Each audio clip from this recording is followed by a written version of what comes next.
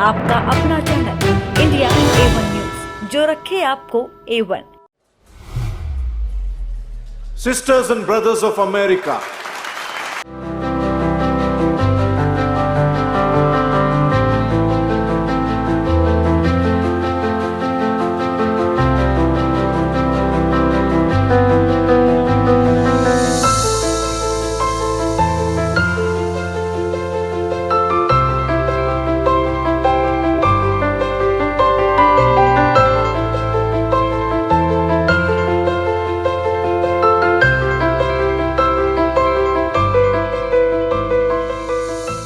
महान संत, समाज सेवक और समाज सुधारक स्वामी विवेकानंद के विचार युवाओं के लिए प्रेरणा स्रोत है। स्वामी विवेकानंद का जन्म 12 जनवरी 1863 को कलकत्ता में हुआ था। स्वामी विवेकानंद की जयंती के उपलक्ष्य में हर साल देश 12 जनवरी को राष्ट्रीय युवा दिवस के रूप में मनाता है। स्वामी विवेकानंद का बचपन का नाम नरेंद्र नाथ दत्त था। बचपन से ही उनका झुकाव आध्यात्म की ओर था। 1881 में विवेकानंद की मुलाकात रामकृष्ण परमहंस से हुई थी। वही उनके गुरु बन गए। अपने गुरु रामकृष्ण से प्रभावित होकर उन्होंने 25 साल की उम्र में संन्यास ले लिया। संन्यास लेने के बाद उनका नाम स्वामी विवेकानंद पड़ा। 4 जुलाई 1902 को महज 49 वर्ष की अल्प आयु में विवेकानंद का बेलूर मठ में निधन हो गया। स्वामी विवेकानंद जी कैसे बन गए पूरी दुनिया के लिए महापुरुष। उठो, जागो और तब तक मत रुको जब तक तुम्हें तुम्हारे लक्ष्य की प्राप्ति ना हो जाए। खुद को कमजोर समझना सबसे बड़ा पाप है। स्वामी विवेकानंद के ऐसे विचारों से लोगों और खासकर युवाओं के भीतर क्रांति पैदा होती है।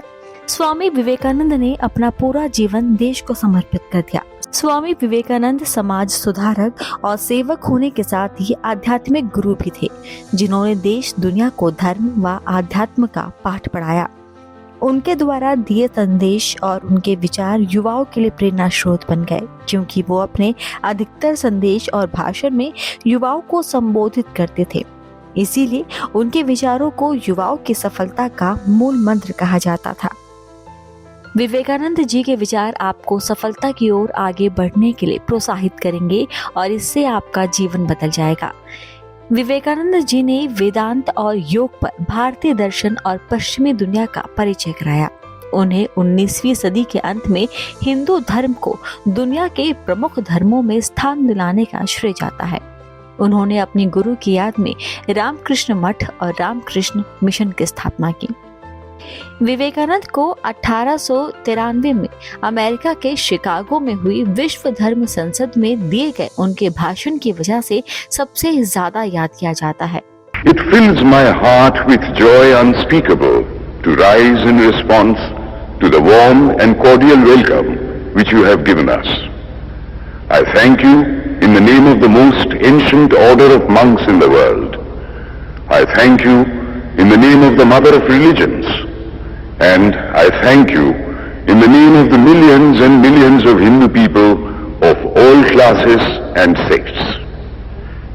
My thanks also to some of the speakers on this platform who, referring to the delegates from the Orient, have told you that these men from far-off nations may well claim the honor of bearing to different lands the idea of toleration.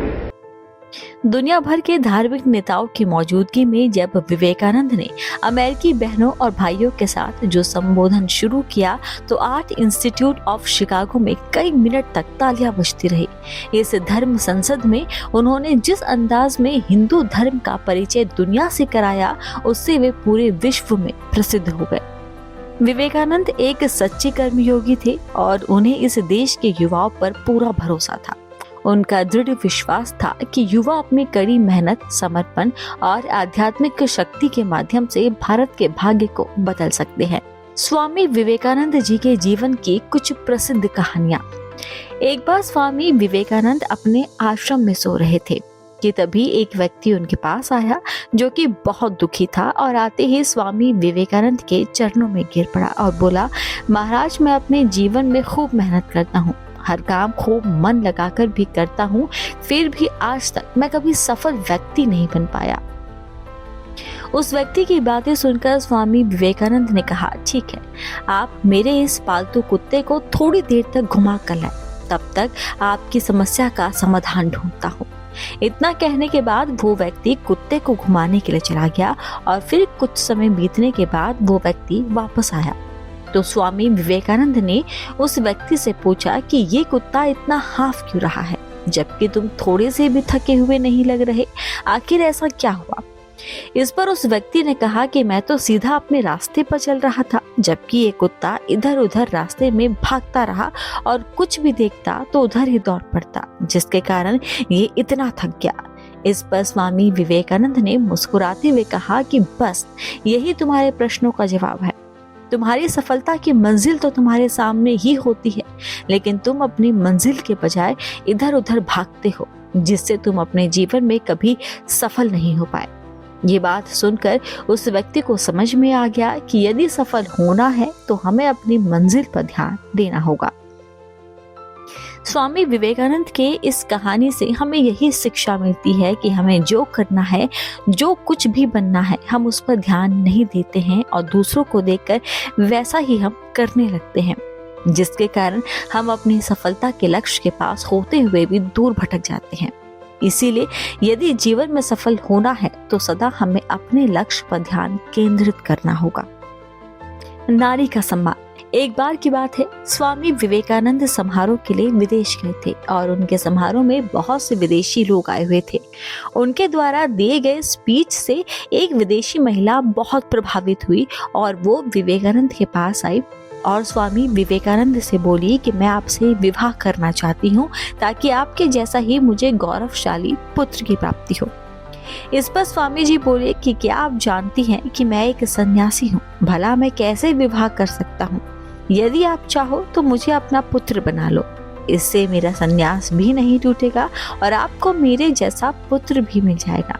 ये बात सुनते ही विदेशी महिला स्वामी विवेकानंद के चरणों पर गिर पड़ी और बोली कि आप धन्य हैं, आप ईश्वर के समान हैं, जो किसी भी परिस्थिति में अपने धर्म के मार्ग से विचलित नहीं होते हैं।